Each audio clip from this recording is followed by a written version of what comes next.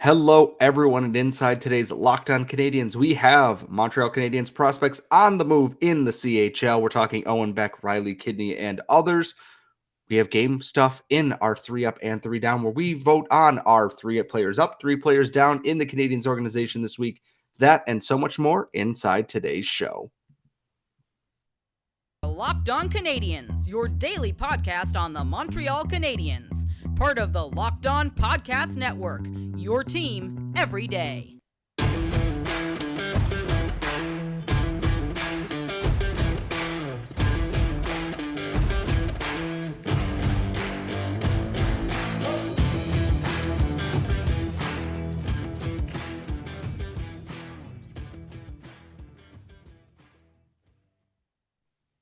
Hello, everyone, and welcome to episode 760 of Locked On Canadiens. We are your daily Montreal Canadiens podcast, and we are free and available wherever you get your daily podcast. And if you're watching us on YouTube on this wonderful Monday morning, thank you for subscribing. Please ring the bell to get notified every time we post a brand new episode. And I am one of your hosts. I am Scott Matla. If I sound a little under the weather, it is because I am, and I apologize for that. But thankfully, I have the world's best co-host in the active stick, Laura Saba. And Laura, it's Victory Monday for the Montreal Canadiens after 7 games of it not being anything whatsoever. How are we doing today? That's a lot of pressure to say I'm the world's best co-host because I'm just mediocre. No. 2023 positive affirmations on this podcast. Positive affirmations. Well, I have some for the Montreal Canadiens. I know we're going to talk a little bit more about the last couple of games, the Rangers game as well as the Blues game in our 3-up and 3-down, because I think overall the Canadiens played much better in those 2 games than they generally do or generally have in the past 7 games. But I know we've got some big news in the prospect world, so maybe we'll lead off with that. And then in the 3-up and 3-down, we'll focus on the positive aspects that the Canadiens had in the Rangers game as well as the Blues game. Yes, and for everyone who is listening to this on Monday, we do have Sebastian High coming on the show later on in this week. We're going to ask for his viewpoints on this as someone who does a lot more in the scouting and prospect world to get his view on this. This is just what we are seeing currently right now. And right off the bat, the biggest one is that Owen Beck has been traded from the Mississauga Steelheads to the Peterborough Petes, who also acquired, I believe, Avery Hayes and Gavin White from the Hamilton Bulldogs, who were I want to say it was a Memorial Cup finalist last year. And so he was traded for Jack Van Volsen, Justin Dezote, 2 players, and then a 2025 second-round pick, a 2025 second-round pick, a 2025 third-round pick, and a 2026 fourth-round pick. He would be going to Peterborough. The Steelheads traded off a lot of their talented players. Luca Del Bel-Beluz was traded. Ethan Del Mastro, their team captain, was traded. This is a very normal thing in junior hockey, is that players get swapped around all the time. Teams try and hit their peak, and then after that, they sell off whatever they can and refresh on draft picks and repeat this process, save for a few big organizations, kind of like the London Knights, who are just expecting to contend every single year. I don't fully know what this means. I don't know how good Peterborough has been this year. Admittedly, I've been following prospects versus teams when watching stuff. But if they're trading for Owen Beck and they're supposedly in the running for also Shane Wright, among other players, there's a lot happening there that I think they're obviously gearing up to make that push here right now. In the QMJHL, Riley Kidney was traded from Acadie Bathurst, the Teton, to the Gatineau Olympiques, and he had 3 points in his first game there. A change of scenery for him as well. The Teton obviously were one of the better teams in the QMJHL, and they're just coming to the end of that cycle. And I think the biggest thing out here, and one of the prospects we've forgotten to talk about a little bit on this show, admittedly, because the WHL starts past both of our bedtimes most nights, Jared Davidson is likely getting a ton of reinforcements in Seattle. They're already one of the best teams in the WHL and the CHL, and they're likely adding top Jets prospect Brad Lambert and one other player that we will be sure to ask Sebastian about. But Habs prospects are going to be featured very heavily in league playoffs and potentially in the Memorial Cup again. And I think that's really good news if you're Kent Hughes and Jeff Gorton. I think one thing that we've talked about with a lot of prospect experts, and admittedly that is not my area of expertise, but it's when you have these players that are highly touted, you've picked up these prospects that seem to be really promising, is that you want them to dominate in high pressure situations. You want them to dominate their leagues, particularly the OHL and the QMJHL, because I know it's a little bit more difficult in the WHL where it's such a defensive league, but you want them to be absolutely dominant because they're separating themselves from the rest of the pack and they're showing their NHL readiness. And this is going to be something that we do talk about with Sebastian a little bit later on this week. But I think it's so important for these players to, I hate the words like taste success because it's not what I'm talking about, but I think like this is where they kind of learn how to really separate themselves from everybody else to show what they're truly capable of, to increase their ceiling. And I think this is really just for me, it often sucks because like sometimes you'll take a player who's like doing everything on a team and then he's going to go to a team and he's going to get a little bit more absorbed and he's going to stand out less. But that's a challenge to them, right? For the second half of the season, what you're going to do is you're going to do the exact same thing that you were doing. You were dominating, you were being the go-to guy on your team, you were being the guy. And that's what I want to see from them. And I think that this is exactly, not that Owen Beck can't lead a team on his own. I think we know very well that he can, and he is looked on as a leader, not only in Mississauga, but potentially around the OHL as well. I'm very excited to see him on an even more stacked team. Not that Mississauga didn't have talent, like they had Del Mastro, they had Del Belbaluz, and I'm sorry if I'm mispronouncing that. It is a mouthful. I think adding him into this is that, okay, he doesn't have to be number one on the PK, number one on the power play, number one in all defensive situations. Like, hey, yeah, we have someone who's going to take some of those defensive minutes from you to allow you to create more offensively. We may see his offensive numbers continue to skyrocket here. And admittedly, that's very exciting. I'm very excited to see, honestly, in the WHL. I'm trying to make it more of a point to see what Jared Davidson has. He's obviously an older prospect, but he's doing a lot like you would expect from a person who's drafted as an overager, like we saw with Xavier Seaman and Raphael Harvey-Pinard before. We are going to have so much more on these prospects moving around when we have our episodes with Sebastian dropping later on this week. So if we didn't answer all of your questions here, don't worry, we are getting to them. But also because it is Monday, it is time for our 3 up and 3 down, where we pick 3 people in the Canadiens organization on the rise and 3 on the way down. And that's all coming up next. But first, today's show is brought to you by our friends at Athletic Greens. And if you want to know what Athletic Greens is, it's an everyday vitamin booster in the morning. With one delicious scoop of Athletic Greens, you're getting 75 high-quality vitamins, minerals, whole food source superfoods, probiotics, and adaptogens to help you start your day right. Literally just one little scoop in your bottle of water first thing in the morning to help kickstart your day. It's lifestyle friendly. If you are vegan, dairy-free, gluten-free, you don't have to worry about that. It helps support mental clarity and alertness. It is the best way to start your morning. It has over 7,000 5-star reviews. It's recommended by professional athletes and trusted by leading health experts such as Tim Ferriss and Michael Gervais. It has all the vitamins you need to help kickstart your day. It is in the middle of winter, so you always need that extra boost when the days are a little bit shorter and a little bit colder. So right now, it's time to reclaim your health and arm your immune system with convenient daily nutrition. 1 scoop in a cup of water every day. That's it. No need for a million different pills and supplements to look out for your health. And to make it even easier, Athletic Greens is going to give you a free 1-year supply of immune-supporting vitamin D and 5 free travel packs with your first purchase. All you have to do is visit athleticgreens.com/NHL Network. Again, that is athleticgreens.com/NHL Network to take ownership over your health and pick up the ultimate daily nutritional insurance. We are back here at Locked On Canadiens, and when you are done listening to us, we please check out Locked On NHL Prospects. Hattie Kalakesh, if you want to know about all these big prospect moves that are going around, Hattie is the person for you. Super in-depth, super easy to get into, all the information you could ever need. Subscribe wherever you get your podcasts or on YouTube.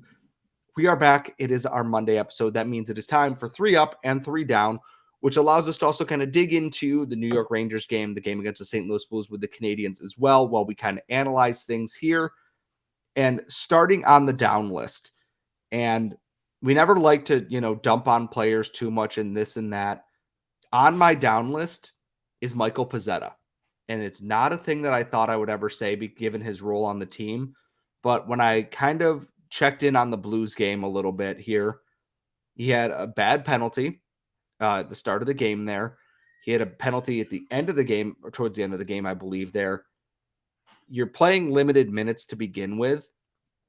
If you're going to put your team shorthanded when they are not great at killing penalties, you are not putting yourself in the best spot to keep your lineup position right now. We know Martin St. Louis is done trying to, play with kid gloves here. If you're not playing up to what he expects, you are going to go. And I want Michael Pezzetta to succeed because he's such a fun story and he's such a fan favorite. But you have to keep yourself in check. And that is not just a him thing, but in this week, I've noticed that is kind of his issue right now.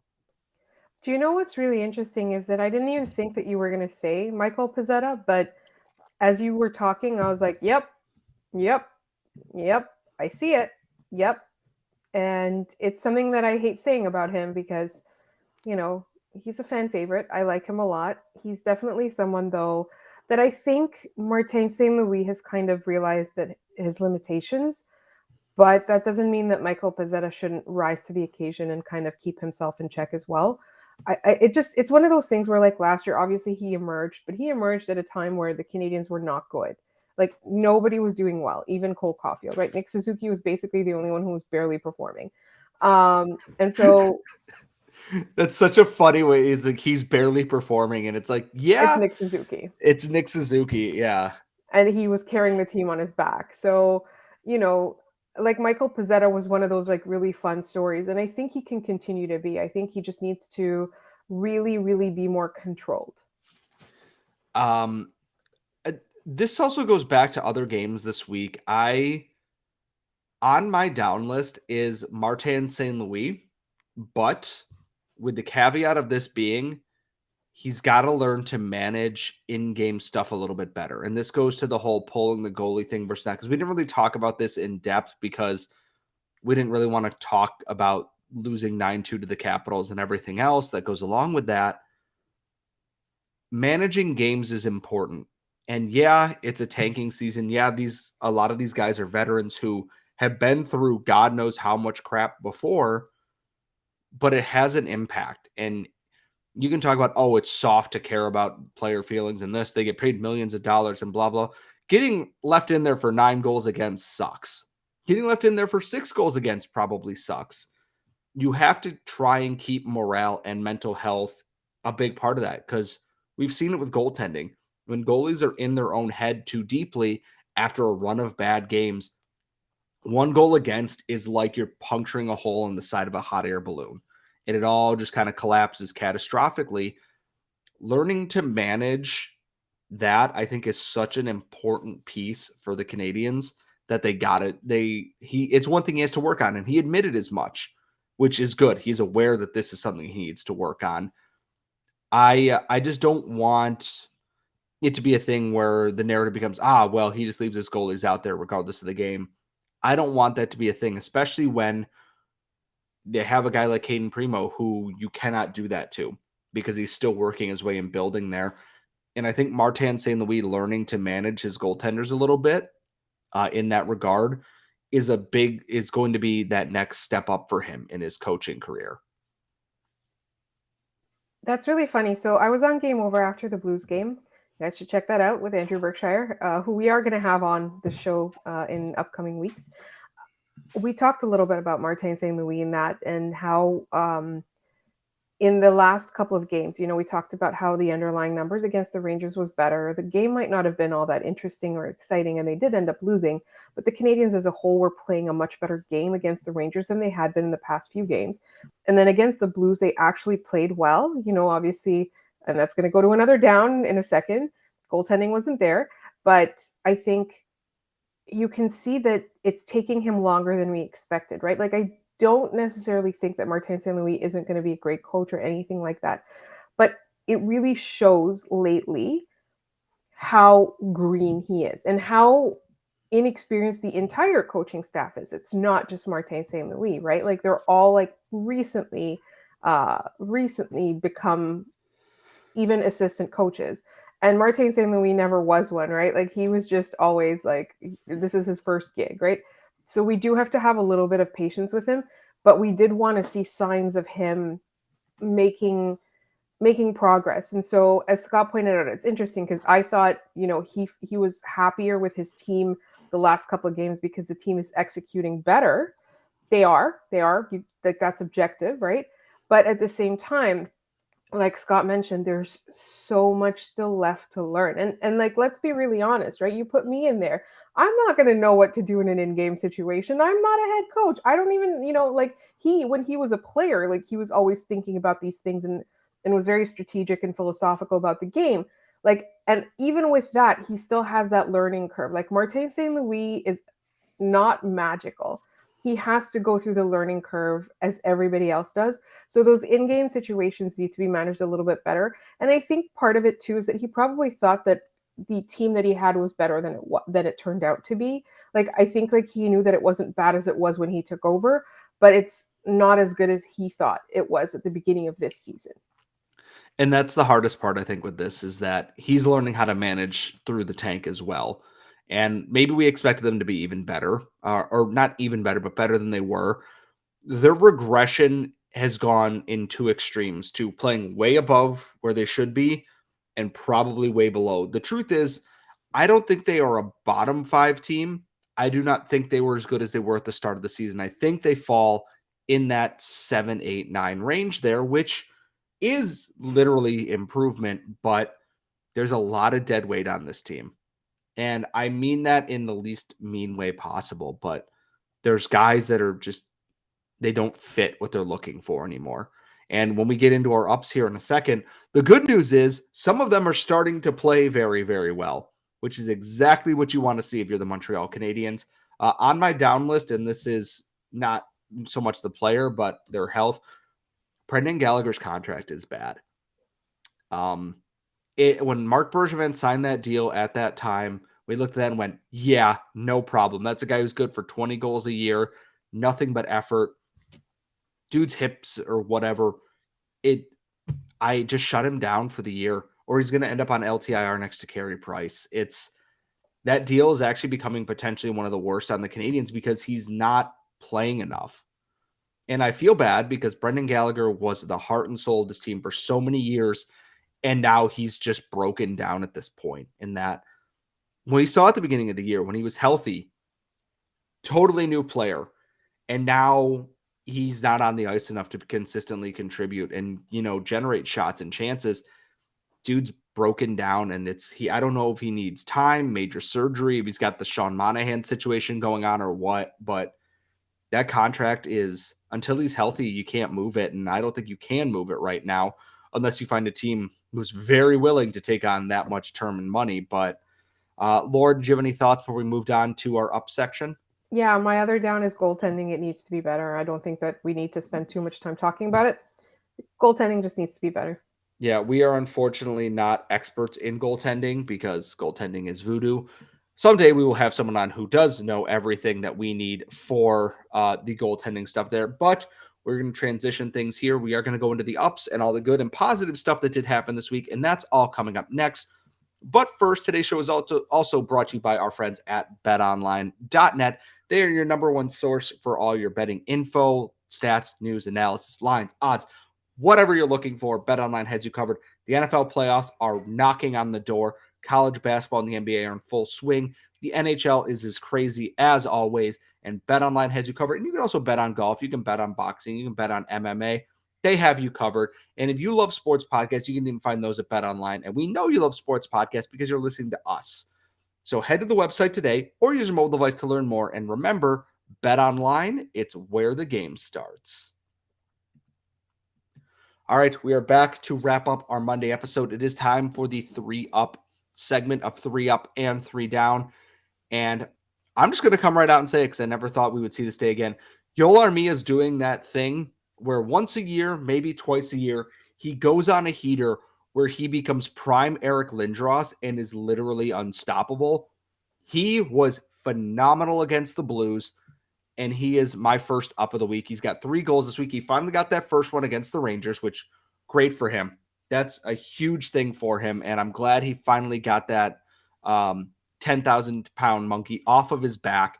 And he scored 2 more goals against the Blues, including a beautiful one where he sent Jake Neighbors to the Shadow Realm in a great individual effort.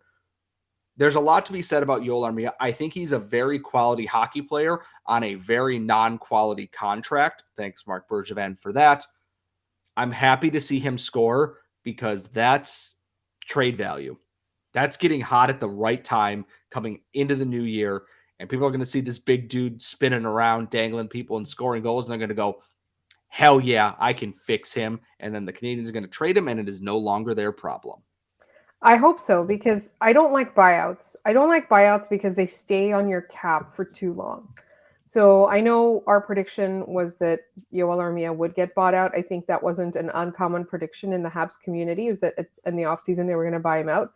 I don't like buyouts. So if they can trade him, I would be really, really happy. So that's sort of, and even if the Canadiens were to retain salary, it would only be until the end of Joel Armia's contract. It wouldn't be twice as long as whatever was left. So for me, the ideal situation is somebody trades for him. Maybe the Canadiens keep $500,000 or whatever. I don't know. But that to me, he is definitely trending upwards. It's interesting though, because I don't know about you, but I think Dadonov has had a better last couple of games than he has in general. And that was actually someone else I wanted to mention was Evgeny Dadonov ate his Wheaties before that game against the Blues. That entire line, Jake Evans looked great. Evgeny Dadonov looked like the guy that the Canadiens traded for when they traded Shea Weber's contract. And you know what? Even regardless, is Dadonov's a free agent at the end of the year. That's still a trade that had to happen. Getting quality games out of Dadonov is just a bonus on top of that, to be quite honest. And if he plays like that, great. Yeah, the Blues aren't a great team, but you still want to see that effort every night. And that line, I think, was very good. Also on my up list, Cole Caulfield becomes the 4th fastest player in Canadiens history to hit 50 goals and did it, I believe, as the fastest since Jean Beliveau did it. If I read the tweet correctly, I saw 2 different ones, so I might be confusing them. Regardless, my thought with this is imagine if Dominique Ducharme wasn't a hockey war criminal and how good that Cole Caulfield would be. Pretty much all of these goals have come under Martin St. Louis, which is just mind-boggling how much Martin St. Louis helped get Caulfield's rookie contract back in order here. Caulfield's on fire. And remember, be small, score goals, vote Cole Caulfield for the NHL All-Star game. So good. So good. In this game, he could have had more than just the 1 goal that he did score. He hit the post and in the power play early on. It's good to see that top line look like that top line again. Doc scored a goal. Nick Suzuki was great. Cole Caulfield was great. What else could you possibly ask for if you're Martin St. Louis? Honestly, this is something, again, we also talked about on Game Over. We're so in sync. For all of us, for most of us, it's yeah, it sucks. Imagine you're Cole Caulfield and you're looking at your stats and you're looking at your place in Canadiens history. And how jammed up would you be right now? He's very cheerful. He's not one of those people that's ever been critical or harsh or anything like that. But just imagine you're looking at that and you could have been the 2nd fastest after Maurice Richard, which is a stat that would have been possible according to calculations that Andrew Berkshire did. I didn't do the calculations, but if he was going at half the pace he was under Martin St. Louis under Dominique Ducharme, then overall he would have been the fastest after Maurice Richard. That blows my mind. And then if you're Cole Caulfield, how angry would you be? Just how annoyed you had a chance to be on one of the most storied teams in sports, to be one of the most storied players. And somebody took that away from you. So here's to hoping that he stays in Montreal a very long time and he helps rewrite the history along with, Nick Suzuki, Caden Gooley, all these guys. They bring a cup back to Montreal, and then he can be, he can be in the storybooks, in the history books as well. And the thing, before we move on to our last up, is I don't think Cole Caulfield's angry. I think it's just this is motivation for him. He's always been, he's too small. He's not gonna. He's scoring at the U.S. development program. He's not going to do that in college. Well, it's college. He's not going to do that at the professional level. Well, he did it in a couple of AHL games. He's not going to do it at the NHL level. He can't keep it up at the NHL level. It's unsustainable.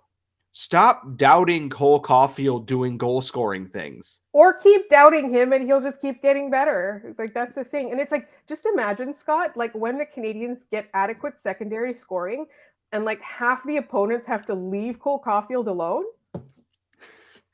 Just like think about it. Like when they have to game plan for multiple lines and like everybody's not harassing Cole Caulfield, but like some of them are like leaving him alone or not on the ice at the same time as him. Just imagine how great his stats are going to be then. Oh no, I have to cover Connor Bedard. Oh no, Cole Caulfield, what do I do? Oh, you cry and you deal with it. Cope and seethe for all I care. Last up of the week for me, and this is going to the AHL.